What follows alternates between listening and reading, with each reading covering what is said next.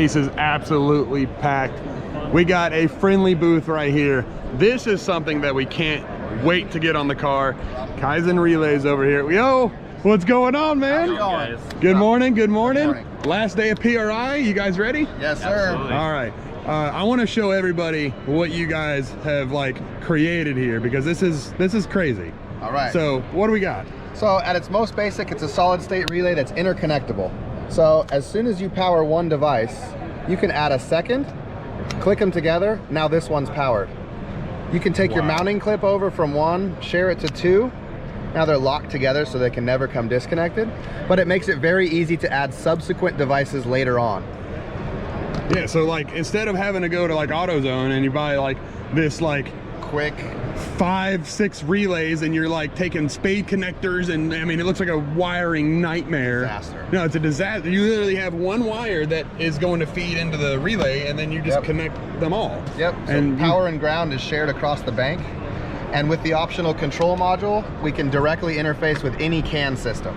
Oh. So we can do things like brightness of lights and the speed of a fan from low speed, medium speed, high speed. Wow. So the whole idea here is that we can interface directly with any CAN system and really still do everything that a regular relay can do, but a lot better and, you know, less janky. I got a question, and other people might have the same question. The terminals, like how you put the wires in. Yep. How strong is that? Let me ask you this. Let me show you. So we can accept up to an 8-gauge input, as you can see here. Yeah, that's a big old boy. Yeah, and it's sealed. So when you insert it through here, the seal will actually expand and seal around the jacket of the wire. Oh, so it's weatherproof. It is. Yep.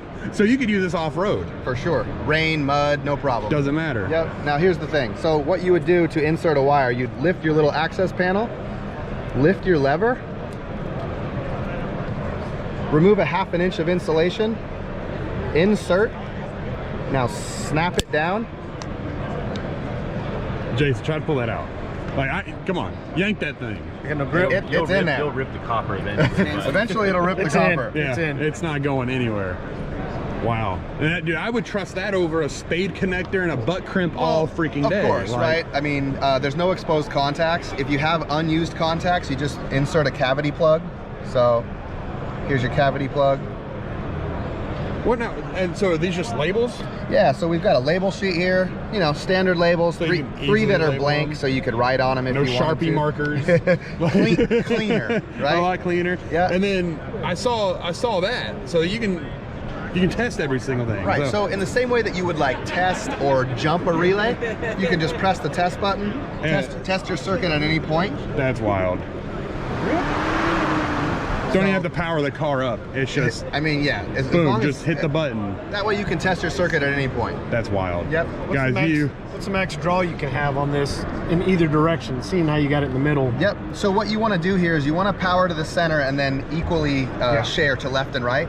The limit of a bank of relays is the size of the input power wire. So as long as this input power wire can supply the current draw of the bank of relays, like this is 8-gauge, so depending on run length, that might be 80 to 90 amps. So as long as the bank of relays can, you know, it doesn't exceed the size of the input power wire, and if it does, then you would you just simply run another input wire. Right, then you would maybe power every third relay instead of every single one. Oh, for sure. Yep. That's cool. So they're gold-plated pogo pins that share power and ground between devices. Yep, and there's an O-ring here so everything stays sealed. Yeah, like when you buy a relay, here's your package. You got a cap for either side, mounting clip. Yep, and then there's just no label, and you can put whatever label on it you want. That's crazy. And like you guys saw, like before we brought the car here, we had the entire outside, the engine bay, the chassis harness wired, but we didn't actually finish any of the inside wiring at Rhino Wire.